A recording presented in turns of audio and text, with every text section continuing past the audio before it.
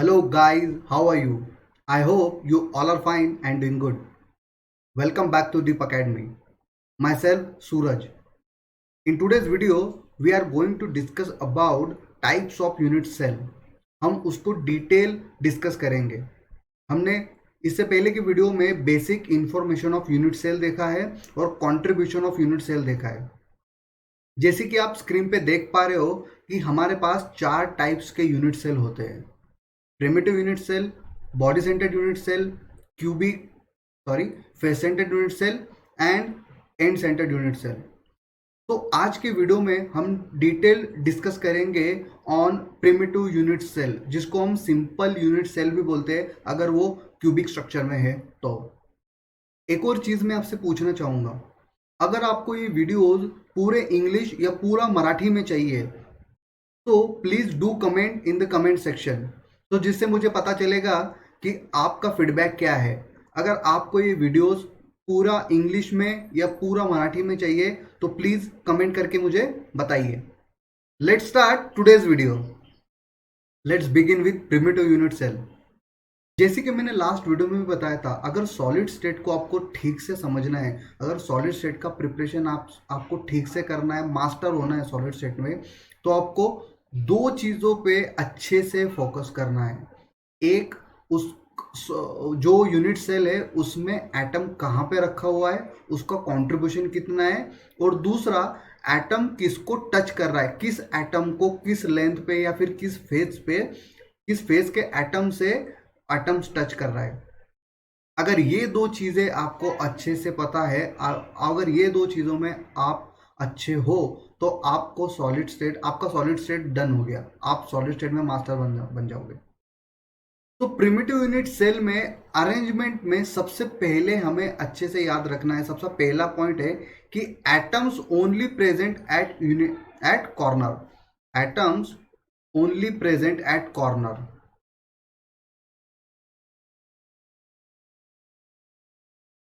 Corners of unit cell. Corners of unit cell, और corners of unit cell को हम क्या बोलते हैं? Lattice points. Lattice points.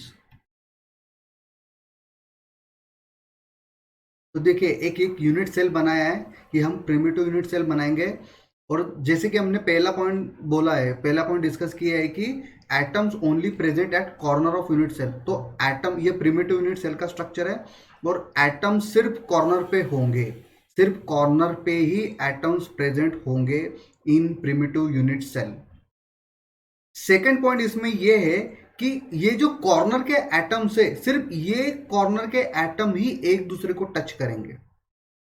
ये कॉर्नर के एटम से ये एक दूसरे को ही टच करेंगे और इनको हम बोलते हैं एडजेसेंट कॉर्नर. तो एडजेसेंट कॉर्नर के एटम्स ही प्रिमिटिव यूनिट सेल में एक दूसरे को टच करेंगे. तो adjacent corner atoms in primitive unit cell, ऐसे लिखते हैं, इन primitive unit cell touches each other. Unit cell touches each other. और एक बात, अब यहाँ पे एडजेसेंट कॉर्नर कितने हैं? एक यूनिट से एक एटम के लिए कितने एडजेसेंट कॉर्नर होंगे? ये देखिए, ये एक, ये दो और ये तीन. ये तीन एज लेंथ है. हमने लास्ट वीडियो में देखा है, इसको हम क्या बोलते हैं? एज लेंथ, जो कि शॉर्टेस्ट लेंथ है एक यूनिट सेल में. और इस कितनी एज लेंथ है एक कॉर्नर के लिए? कितनी एज लेंथ है? 1, 2 एंड 3. तो इनको हम क्या बोलेंगे? एडजेसेंट कॉर्नर एटम्स बोलेंगे. और एडजेसेंट कॉर्नर एटम ही एक दूसरे को टच करेंगे. इसका मतलब इस एटम को ये एटम्स टच करेंगे, इस एटम को कौन से एटम टच करेंगे? ये और ये तीन, इस ए को ये तीन बी टच करेंगे. ओके, सो कितने हैं यहाँ पे? तीन एडजेसेंट कॉर्नर होंगे यहाँ पे. 3 एडजेसेंट कॉर्नर होते हैं. ओके, सो 3 एडजेसेंट कॉर्नर होंगे यहाँ पे. और तीसरा पॉइंट ये है कि body diagonal body diagonal sorry body diagonal and face diagonal के face diagonal atoms not touches each other, ये एक दूसरे को टच नहीं करेंगे। अब देखो आप यहाँ पे देख सकते हो, फेस डायगोनल मतलब यहाँ पे एक एटम होगा, बॉडी डायगोनल मतलब यहाँ से इस बीच के अंदर एक एटम होगा। अब इसमें तो एटम ही सिर्फ कॉर्नर पे प्रेजेंट है, तो ऑब्वियसली ये पॉसिबिलिटी नहीं है यहाँ पे। तो ये तीन चीजें आपको अच्छे से याद रखनी है। ये बहुत इंपॉर्टेंट चीज है कि प्रिमिटिव यूनिट सेल में सिर्फ एडजेसेंट कॉर्नर्स के एटम ही एक दूसरे को टच करेंगे और प्रिमिटिव यूनिट सेल में सिर्फ कॉर्नर पर ही एटम्स होते हैं। अब हमारे पास एटम्स कितने कॉर्नर्स होते हैं? 8 कॉर्नर्स होते हैं। हर एक कॉर्नर पे मैंने कंट्रीब्यूशन आपको लास्ट वीडियो में बताया कि इसका कंट्रीब्यूशन कैसा होगा। हम इसके बाद भी देखेंगे, आगे भी देखेंगे कि इसमें कंट्रीब्यूशन हमें किस तरह से कैलकुलेट करना है और total atom in unit cell कैसे होगा। अब बी पॉइंट पे हम बात करेंगे कि number of atom in primitive unit cell by mass. क्या है कि number of atoms in primitive unit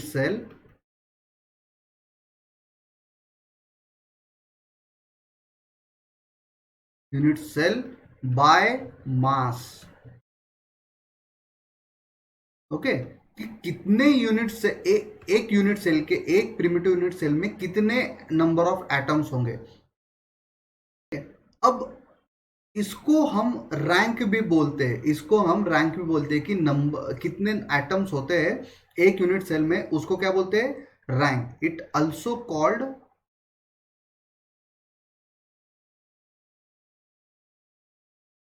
called as rank. किसकी रैंक क्या है, तो इसको हम रैंक भी बोलते हैं।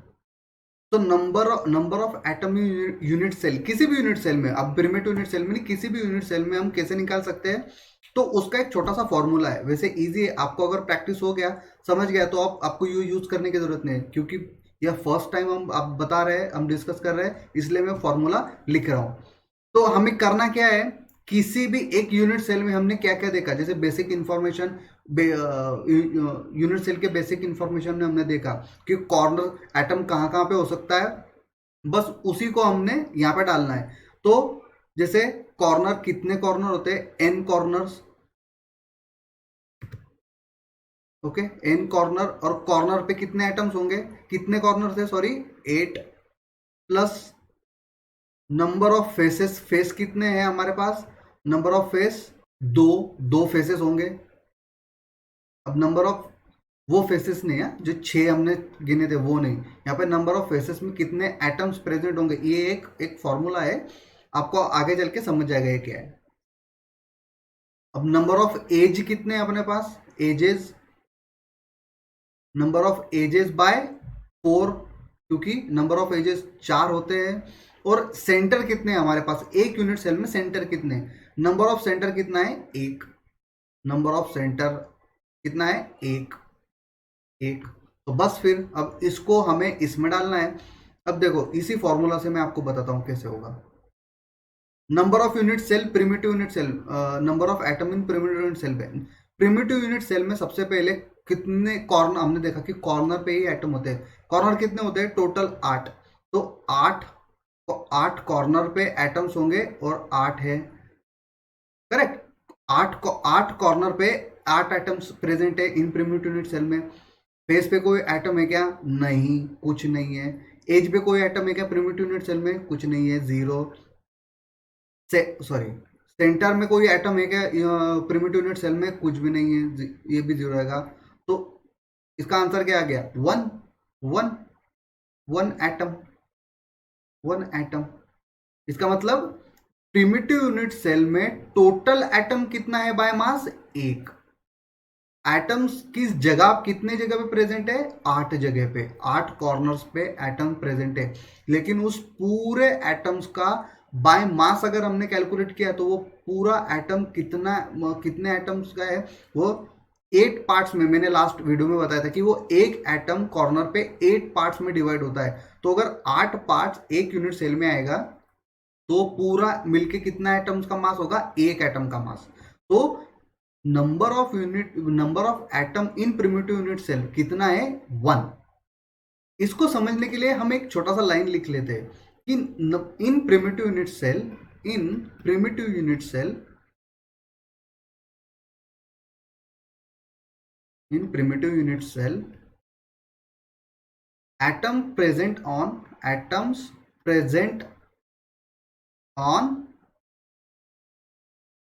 each corner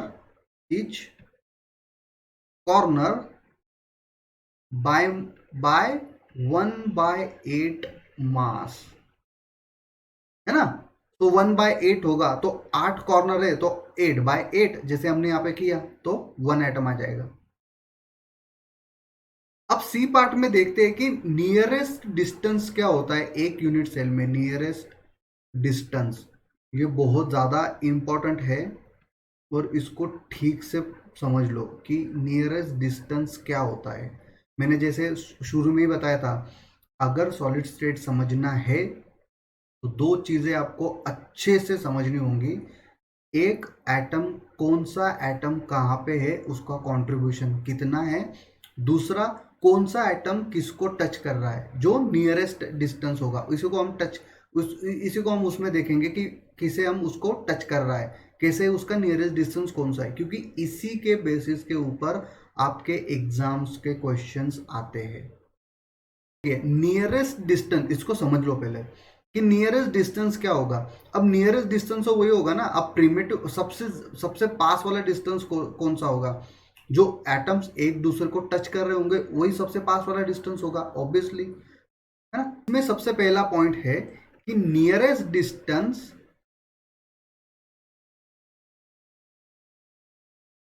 between two atoms in primitive unit cell, in primitive unit cell, तो वो क्या होगा, प्रिमिटिव यूनिट सेल तो वो क्या होगा, obviously distance of, nearest distance कौन सा होगा, जो एटम्स एक दूसरे को टच करेंगे। और एक दूसरे को एटम्स प्रिमिटिव यूनिट सेल में टच कहां पे करते हैं, एडजेसेंट कॉर्नर में। हमने इससे पहले भी देखा, एडजेसेंट कॉर्नर पे, इसका मतलब एज लेंथ पे जो एटम्स होंगे वो एटम एक दूसरे को टच करेंगे। और एज लेंथ को हम किससे डिनोट करते हैं, क्या, ए से, स्मॉल ए से। तो नियरेस्ट डिस्टेंस क्या होगा, एटम्स जो एक दूसरे को टच कर रहे होंगे, atom which atoms which touches each other, और वो कहां पे होगा, अदर, एट एडजेसेंट कॉर्नर पे होगा, एडजेसेंट कॉर्नर, और एज लेंथ पे होगा, सॉरी, और एज लेंथ पे होगा, करेक्ट। और एज लेंथ को हम ए से डिनोट करते हैं। इसका मतलब in primitive unit cell nearest distance कौन सा होगा, ए। नियरेस्ट डिस्टेंस कौन सा होगा in primitive unit cell, A. अब देखो इसमें एक और है कि सेकंड नियरेस्ट डिस्टेंस कौन सा होगा। सबसे पास वाला डिस्टेंस हो वो वही जो होगा जहां पे एटम्स एक दूसरे को टच कर रहे हैं। लेकिन अगर क्वेश्चन ऐसा है कि हमें सबसे पास वाला नहीं, सेकंड नियरेस्ट डिस्टेंस चाहिए, तो सेकंड नियरेस्ट डिस्टेंस कौन सा होगा इसमें, सेकंड नियरेस्ट डिस्टेंस, तो ऑब्वियसली सेकंड नियरेस्ट डिस्टेंस कौन सा होगा। जैसे हमने देखा कि नियरेस्ट डिस्टेंस कौन सा है, जो सबसे कम लेंथ है, ऑब्वियसली सबसे कम लेंथ कहाँ किसकी होती है, एज लेंथ की। एज लेंथ को हम ए से डिनोट करते हैं। एज लेंथ पे प्रिमिटिव यूनिट सेल में एटम्स होते हैं और वो एक दूसरे को टच करते हैं। अब प्रिमिटिव यूनिट सेल में only edge length atom touches each other, हमने ये इससे पहले के पॉइंट में देखा है कि अरेंजमेंट वाले पॉइंट में देखा है कि एज लेंथ के, सॉरी, प्रिमिटिव यूनिट सेल में सिर्फ एज सिर्फ कॉर्नर्स पर ही एटम्स होते हैं और वो ही सिर्फ एक दूसरे को टच करते हैं। बॉडी डायगोनल पे या फिर फेस डायगोनल पे कोई एटम्स होता ही नहीं है इन प्रिमिटिव यूनिट सेल। तो लेकिन हमने इससे पहले के वीडियो में देखा है कि बॉडी डायगोनल और फेस डायगोनल में सबसे छोटी डिस्टेंस कौन सी होती है? फेस डायगोनल वाली। इसका मतलब है कि second nearest distance in primitive unit cell कौन सा होगा? फेस डायगोनल वाला। ये कौन सा होगा? Second nearest distance face diagonal का होगा। फेस डायगोनल है ना, सेकंड नियरेस्ट डिस्टेंस होगा फेस डायगोनल, और फेस डायगोनल को हम बोलते हैं a√2। करेक्ट। सबसे छोटा कौन सा है? Edge length. उसके बाद वाला कौन सा है? Face diagonal. और एक और आ गया कि थर्ड नियरेस्ट डिस्टेंस या फिर लार्जेस्ट डिस्टेंस कौन सा होगा? हम इसको थर्ड नियरेस्ट डिस्टेंस भी बोल सकते हैं, है ना। थर्ड नियरेस्ट डिस्टेंस, सॉरी, तो थर्ड नियरेस्ट डिस्टेंस कौन सा होगा इसमें? अब फेस डायगोनल के बाद एक ही हमारे पास बचता है, जो है बॉडी डायगोनल। अब बॉडी डायगोनल ही एक है जो सबसे नियरेस्ट थर्ड नियरेस्ट डिस्टेंस है, जो है a√3। और बॉडी डायगोनल लॉन्गेस्ट डिस्टेंस होता है किसी भी यूनिट सेल में। बॉडी डायगोनल लॉन्गेस्ट डिस्टेंस होता है किसी भी यूनिट सेल में, इसको ठीक से याद रखो। अब देखो, जितना हम अभी तक देख चुके हैं, अगर इसको आपने ठीक से समझ लिया है, आप ठीक से नोट्स बना रहे हो, ठीक से आप अच्छे से इसको समझ के पढ़ रहे हो, तो देखो ये क्वेश्चन कितना इजी होगा। और इसके बाद के डिस्टेंस वाले और अरेंजमेंट वाले क्वेश्चन आप विदाउट पेन पेपर सेकंड्स में इसका आंसर दे सकते हो। तो हमें ये इस क्वेश्चन से हमें ये देखना है कि एज लेंथ पे कितना एरिया है जो एटम कवर नहीं कर रहा है।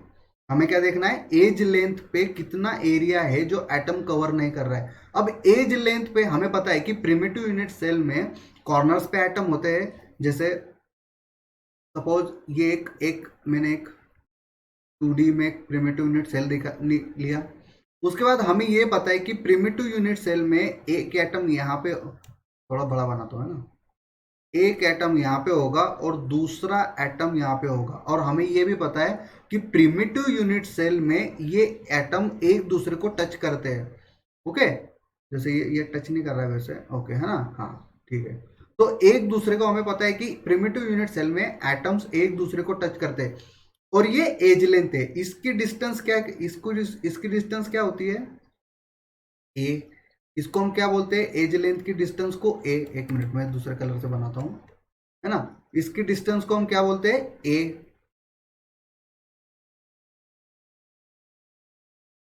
ये जो डिस्टेंस है, ये इसको हम बोलते हैं ए। ए कौन सी डिस्टेंस है? एज लेंथ की डिस्टेंस है। अब हमें ये बताना है कि एज लेंथ पे एटम्स ने कितना एरिया कवर किया नहीं है, या फिर कितना एरिया छूट गया।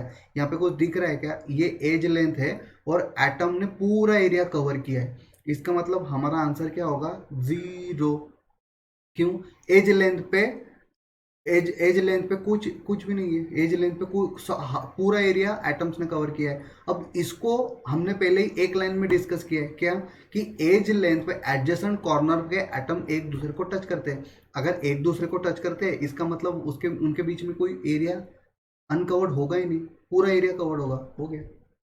आइए एक और क्वेश्चन करके देखते हैं कि अब इस क्वेश्चन में find out the value of phase diagonal which is not covered by atom in primitive unit cell। अभी देखो, पहले के इसमें तो हमें ये पता था कि एडजेसेंट कॉर्नर पे एटम एक दूसरे को टच करते, तो हमें वो इजीली समझ गया। हमें ये तो पता है कि प्रिमिटिव यूनिट सेल में फेज डायगोनल पे एटम ही नहीं होता है। तो इसको सॉल्व कैसे करना है? मैंने एक यहाँ पे एक प्रिमिटिव यूनिट सेल है अपने पास, और उसका फेस डायगोनल पे कितना एरिया कवर नहीं, ये हमें पता करना है। अब फेस डायगोनल हमें पता है कि जैसे सपोज ये एक फेज है और हमें पता है कि प्रिमिटिव यूनिट सेल में सिर्फ कॉर्नर्स पे एटम्स होंगे, तो यहाँ पे भी एटम्स होंगे, यहाँ पे भी एटम्स होंगे। अभी फिलहाल के लिए हमने ऐसा कंसिडर किया कि यहाँ पे एक एटम है, यहाँ पे एक एटम है, और ये एक फेस डायगोनल है। करेक्ट। ये तो एज लेंथ हो गया, है ना, इसका वैल्यू ए होता है। ये एक फेस डायगोनल है, तो फेस डायगोनल हमने कुछ इस तरह से कर लिया है। तो देखो फेस डायगोनल कैसा होगा। अब सबसे पहले तो फेस डायगोनल की वैल्यू क्या होगी, a√2 है ना। फेस डायगोनल की वैल्यू क्या होगी, a√2। उसकी फेस डायगोनल की लेंथ एक्चुअली a√2 होती है। अब ये एक एटम का सेंटर है, ये एक एटम का सेंटर है। तो सेंटर से उसका हमें हमें इसका रेडियस देखना है। तो हम इसको क्या बोलेंगे, ये एक आर है और ये एक आर है। मतलब ये कितना हो गया, 2r। तो एक फेस डायगोनल पे कितना आर है, 2r। तो इसका मतलब इसकी वैल्यू क्या है, a√2 is equal to 2r। Correct, a√2 is equal to 2r। ये a√2 ये फेस डायगोनल की लेंथ है, और फेस डायगोनल की लेंथ अभी फिलहाल किसके बराबर है, 2r के बराबर है। इसका मतलब है कि यहां से यहां तक की जो डिस्टेंस है, यहां से यहां तक की जो डिस्टेंस है, इसकी वैल्यू कितनी है हमारी, a√2। ये इतनी वैल्यू है यहां से यहां तक की डिस्टेंस की। इस एटम के रेडियस से इस एटम के रेडियस तक की वैल्यू क्या है, 2r। इसलिए हमने इसको 2r लिखा है। अब देखो, अब इसको मैं अगर इधर लेके आऊं तो a√2 माइनस a हो जाएगा। करेक्ट। अब इस a को अगर मैंने कॉमन कर लिया तो a √2 -1 ये आ गया। और √2 की वैल्यू क्या होती है, √2 की वैल्यू क्या होती है, 0.414 होती है, 0.1414 होती है। मैं इस चैप्टर के लिए आपको कुछ वैल्यूज बता दूंगा। जैसे आपको √2, √3, √4, √5, ये बस ये कुछ 3-4 की रूट्स की वैल्यू है, ये आपको बस ध्यान में रखनी है, क्योंकि इस चैप्टर में मैक्सिमम उसी के रिलेटेड क्वेश्चन आएंगे। देखो, ये तो बॉडी डायगोनल की हो गई, तो √3 की आपको वैल्यू पता होनी चाहिए, और √2 की वैल्यू आपको फेस डायगोनल वाले क्वेश्चंस में आएगी। तो हो गया। फिर यहाँ पे आंसर क्या आ गया, यहाँ पे आंसर क्या हो गया, a × 0.414 is equal to 0.414 a। Option number B, option number B हमारा करेक्ट आंसर है। हो गया। अब देखो सी पार्ट तो हो गया, अब हमें डी देखना है, और डी है कि relation between radius of atom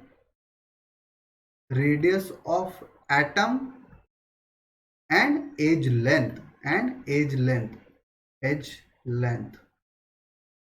length को एक से डिनोट करते हैं। अब हमें यह देखना है कि रिलेशन बिटवीन एज लेंथ और एटम्स के रेडियस के बीच में क्या रिलेशन होता है। तो इससे पहले हमें सबसे पहले ये समझना है कि इस टाइप के क्वेश्चंस को हमें सॉल्व करने से पहले हमें ऐसा एक लाइन सिलेक्ट करनी है जहां पे एटम्स एक दूसरे को टच करेंगे।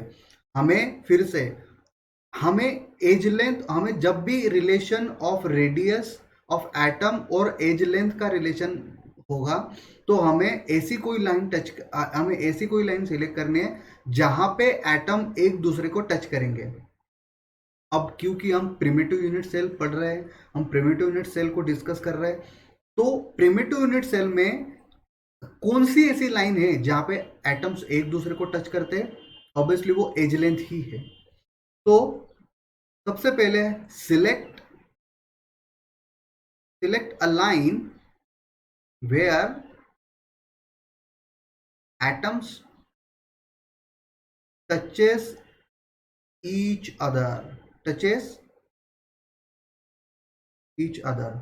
सबसे पहले तो इस टाइप की कोई लाइन देखनी है। अब हमें पता है कि प्रिमिटिव यूनिट सेल में एज लेंथ ही वो लाइन है जहां पे एटम्स एक दूसरे को टच करेंगे। तो एज लेंथ की वैल्यू क्या होती है, ए। अब एटम्स एक दूसरे को टच करेंगे तो एज लेंथ पे कितने एटम्स होते हैं, 2 एटम्स। और एक एटम्स को रेडियस को हम आर कहते हैं, 2 एटम्स के रेडियस को हम 2r बोलेंगे। तो रिलेशन क्या आ गया अब इसमें, एज लेंथ में और एटम्स के रेडियस में रिलेशन क्या है for primitive unit cell, a equal to 2r, और a क्या है, एज लेंथ। a क्या है, एज लेंथ। अब ई टॉपिक पे डिस्कस करते हैं। ई है coordination number.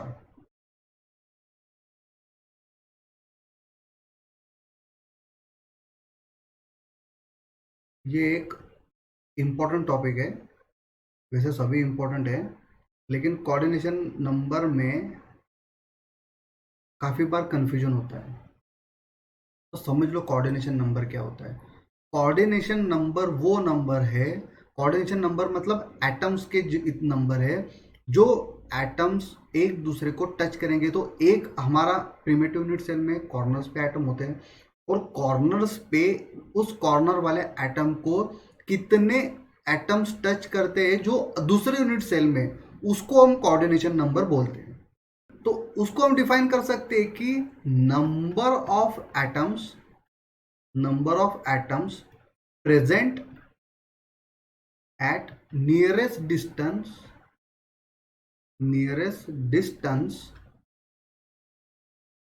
in 3D unit, या फिर 3D, इन 3D स्पेस बोल दीजिए, इन 3D स्पेस।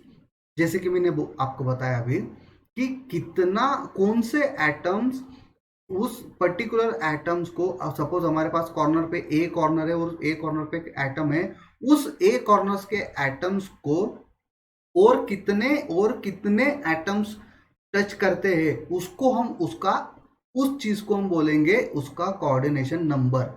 जितने एटम्स उस एटम को, पर्टिकुलर एटम को टच करेंगे, वो उसका कोऑर्डिनेशन नंबर होगा। तो यहां पे मैं आपको एक ट्रिक बताता हूं कि कोऑर्डिनेशन नंबर को हम किस तरह से याद रखेंगे। If nearest atom present at present at अब देखो, अगर नियरेस्ट एटम हमारा प्रेजेंट है कहां पे, मैं बताता हूं। अगर नियरेस्ट एटम प्रेजेंट है एज पे, एज लेंथ पे, तो कोऑर्डिनेशन नंबर होगा Cn इज इक्वल टू 6। अगर नियरेस्ट एटम हमारा बॉडी डायगोनल पे है, बॉडी डायगोनल,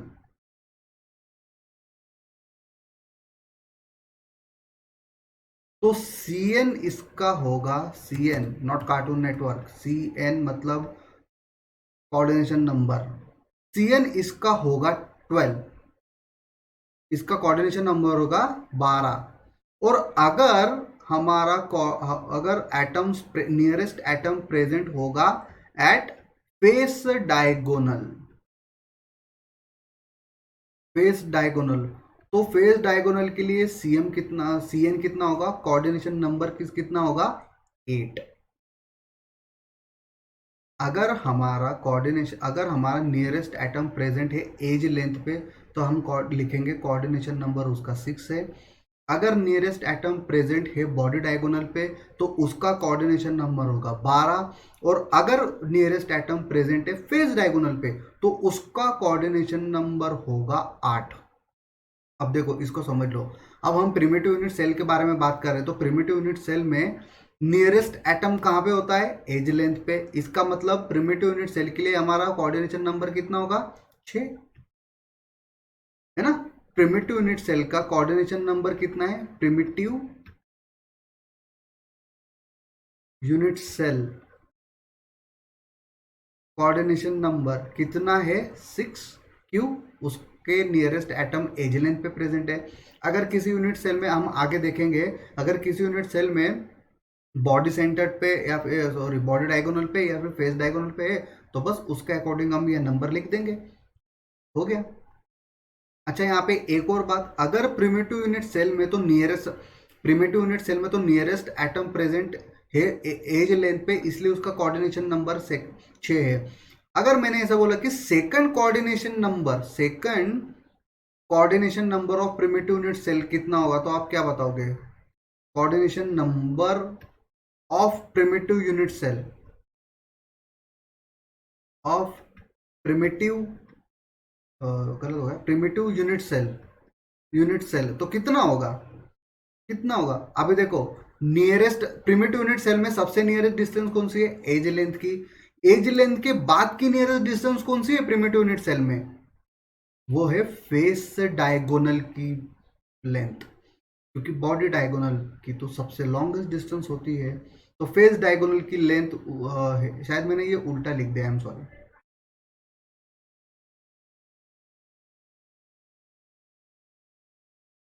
फेस डायगोनल पे कोऑर्डिनेशन नंबर 12 होगा और बॉडी डायगोनल पे कोऑर्डिनेशन नंबर 8 होगा।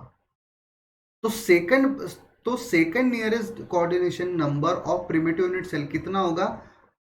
12। क्यों? क्योंकि प्रिमिटिव यूनिट सेल के बाद एज लेंथ के बाद सबसे nearest distance primitive unit cell के लिए है फेस डायगोनल। तो ध्यान से समझिए इसको कि फेस डायगोनल उसका सेकंड नियरेस्ट कोऑर्डिनेशन नंबर होगा। सेकंड कोऑर्डिनेशन नंबर ये है फर्स्ट कोऑर्डिनेशन नंबर। ये क्या है? ये है फर्स्ट सीएन। ये है second coordination number of primitive unit cell. इसको ठीक से समझ लो, इसको ठीक से नोट डाउन कर लो। और यहाँ पे थोड़ा करेक्शन है तो यहाँ पे ठीक से देख लेना है। यहाँ पे बॉडी डायगोनल का कोऑर्डिनेशन नंबर होता है 8 और फेस डायगोनल का कोऑर्डिनेशन नंबर होता है 12। अब नेक्स्ट पॉइंट है, इसमें एफ पॉइंट है जो है density of unit cell. Density of unit cell. अब यूनिट सेल मतलब density of primitive unit cell हम कह रहे हैं, ठीक है? Density of primitive unit cell. अब ये जो मैंने जितने भी अभी मैं टॉपिक बताने वाला हूँ, हमने ए से लेके एफ तक है, इसके बाद का एक और है, जितने भी है ये सबके लिए एक जैसा ही है, इसलिए फर्स्ट इसमें अच्छे से समझ लो। अब डेंसिटी ऑफ यूनिट सेल। अब डेंसिटी ऑफ यूनिट सेल हम कैसे निकालेंगे? अब देखो डेंसिटी हम कैसे निकालते हैं। डेंसिटी क्या होती है? m/v मास।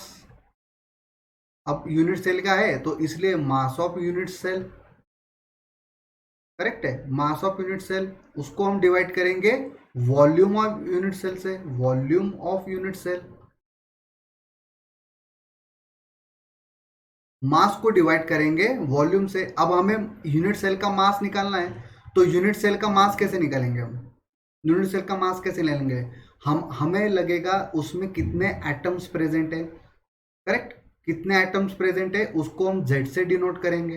एटम्स को, नंबर ऑफ एटम्स को हमें उसके एटॉमिक वेट से या फिर मॉलिक्यूलर वेट से हमें उसको मल्टीप्लाई करना पड़ेगा। अब अगर हम एटम्स के बाद अब आपको क्वेश्चंस में अगर एटम दिया है तो आप एटॉमिक वेट रख देना, एटॉमिक वेट। या फिर अगर आपको मॉलिक्यूल दिया है तो आप मॉलिक्यूलर वेट रख देना, मॉलिक्यूलर वेट रख देना। ये दोनों में से कोई एक रख देना। और इसको हमें डिवाइड करना पड़ेगा वॉल्यूम से, वॉल्यूम ऑफ यूनिट सेल से। और वॉल्यूम ऑफ यूनिट सेल हम कैसे निकालेंगे? अब वॉल्यूम ऑफ यूनिट सेल होता है A³, लेकिन इसको हमें वापस से मल्टीप्लाई करना पड़ेगा एवोगाड्रो नंबर से। एवोगाड्रो नंबर से क्यों? क्योंकि हमें नंबर ऑफ एटम और एटॉमिक मास से जब हम एवोगाड्रो को डिवाइड करते हैं उसके बाद हमें उसका मास मिलता है, तो हमें नंबर ऑफ उसके बाद मास मिलेगा। तो इसलिए A³ इंटू Na। तो ये फॉर्मूला है जो हमें डेंसिटी बताएगा, एक यूनिट सेल की डेंसिटी कितनी होती है। अब देखो डेंसिटी रिलेटेड के क्वेश्चन बहुत फ्रिक्वेंटली आते हैं नीट जेई के एग्जाम्स में, सीईटी के एग्जाम्स में भी ये बहुत ज़्यादा फ्रिक्वेंटली आते हैं। इसको ठीक से याद रखो। देखो काफ़ी इजी है। डेंसिटी हमें पता है कि m/v होता है, तो मास ऑफ यूनिट सेल कैसे निकालेंगे कि हमें नंबर ऑफ एटम्स पता होने चाहिए, एक यूनिट सेल में कितने नंबर ऑफ एटम्स है वो पता होने चाहिए, और उसका आइदर उसका एटॉमिक मास रख दो, जो भी मॉलिक्यूल दिया है या फिर एटम दिया है उसका एटॉमिक मास देना पड़ेगा या फिर मॉलिक्यूलर मास करना पड़ेगा उसको। A³। अब वॉल्यूम, अब यूनिट का वॉल्यूम क्या होता है? एक क्यूब का वॉल्यूम क्या होता है? A³ ही होता है इनटू Na। हो गया। हम अगर बोलेंगे कि हमें प्रिमिटिव यूनिट सेल का डेंसिटी निकालना है तो प्रिमिटिव यूनिट सेल के लिए डेंसिटी क्या होता है? अब देखो प्रिमिटिव यूनिट सेल की डेंसिटी क्या होगी? प्रिमिटिव यूनिट सेल की density,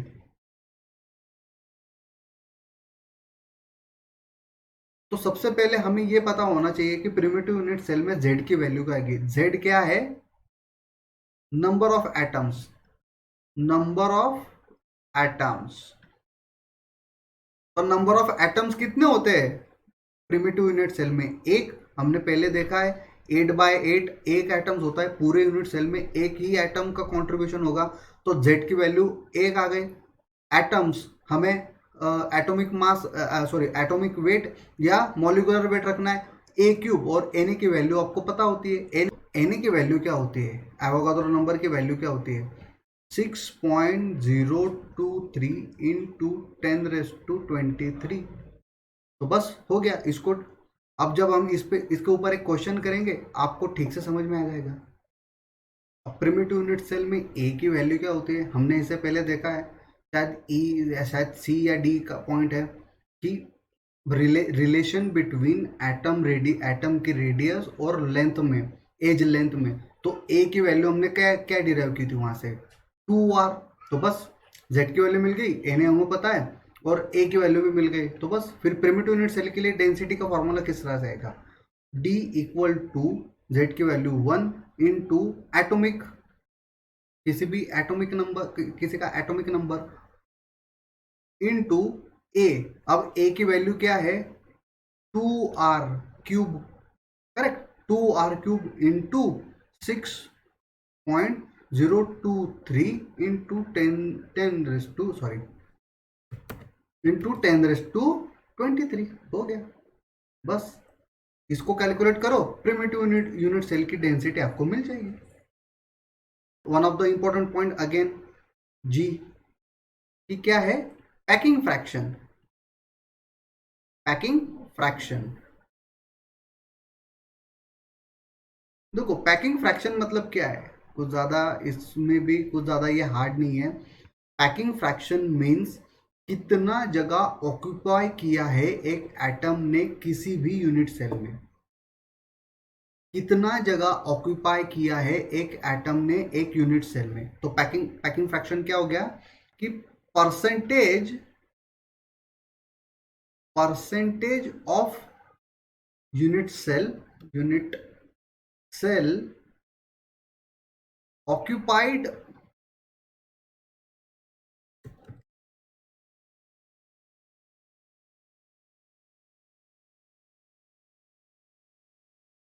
by an atom,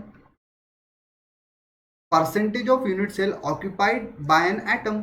atom ने कितना जगह ऑक्यूपाई किया है या फिर कितना जगह एटम का फील्ड है, इसी को हम पैकिंग फ्रैक्शन बोलते हैं और उसको हम परसेंटेज के टर्म में डिनोट करते हैं। अगर हम पैकिंग फ्रैक्शन 3D ज्योमेट्री के लिए डिस्कस करेंगे तो उसका पैकिंग फ्रैक्शन का टर्म जो है वो हम वॉल्यूम के टर्म्स में बोलेंगे। तो यहाँ पे एक नोट लगा के एक इंपॉर्टेंट चीज लिख लीजिए, इफ 3D ज्योमेट्री है, अगर हम 3D ज्योमेट्री के लिए बोल रहे हैं, then packing fraction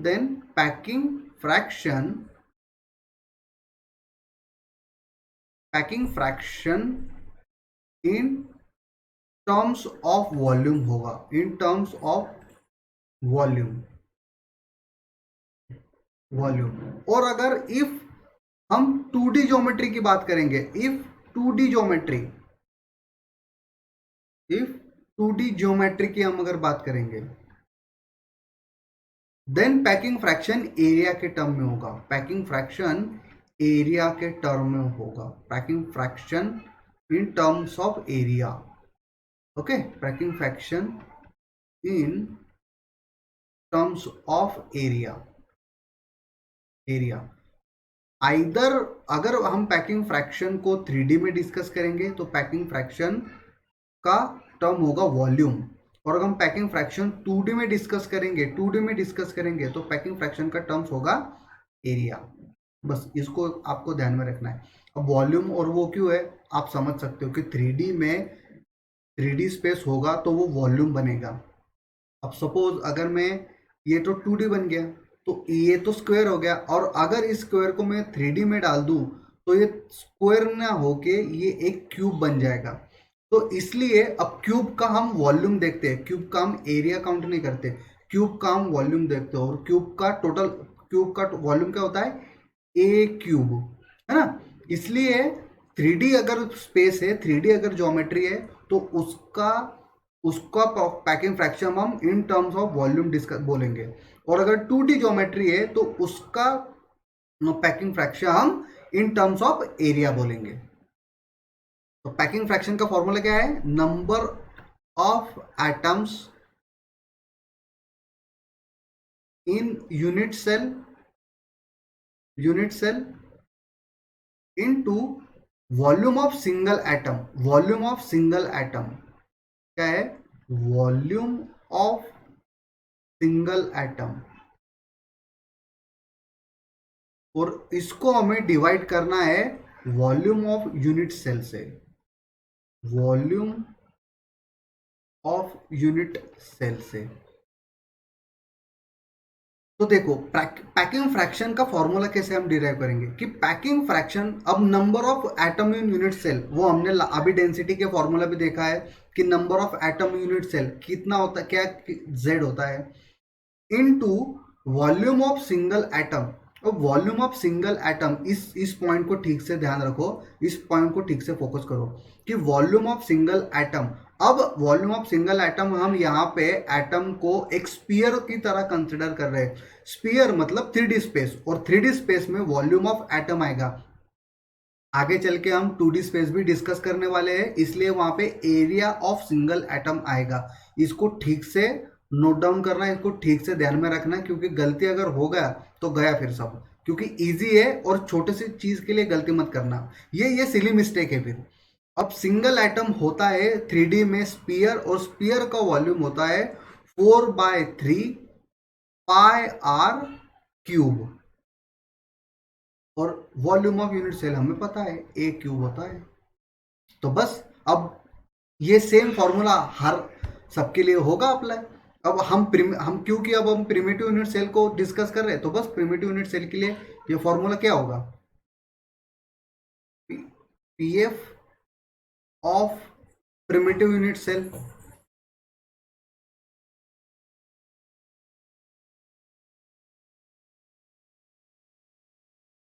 is equal to, primitive unit cell में एटम्स कितने होते हैं? 1 into 4/3 pi R cube by A की वैल्यू, प्रिमिटिव यूनिट सेल में ए की वैल्यू क्या होती है?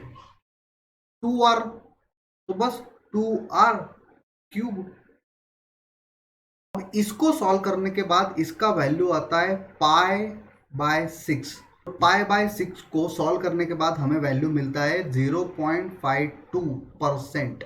इसका मतलब प्रिमिटिव यूनिट सेल के लिए पैकिंग फ्रैक्शन कितना है? 0.52। पैकिंग फ्रैक्शन कितना है प्रिमिटिव यूनिट सेल का? 0.52। अब प्रिमिटिव यूनिट सेल का परसेंटेज ऑफ पैकिंग फ्रैक्शन कितना है? Percentage of packing fraction of primitive unit cell कितना होगा? प्रिमिटिव यूनिट सेल तो कितना होगा? 0.52 इंटू 100 तो कितना होगा? 52%। अब 52 और पैकिंग फ्रैक्शन मतलब क्या होता है? ऑक्यूपेंसी, कितना ऑक्यूपाई किया है। तो एक यूनिट सेल में अगर 100 उसका वॉल्यूम है, 100% अगर उसका वॉल्यूम है, तो प्रिमिटिव यूनिट सेल में ऑक्यूपाई कितना हुआ है? 52। और खाली कितना है फिर? एम्प्टी स्पेस, और एम्प्टी स्पेस को हम बोलते हैं void. Percentage of void means empty space. तो percentage of void of primitive unit cell कितना बन जाएगा फिर?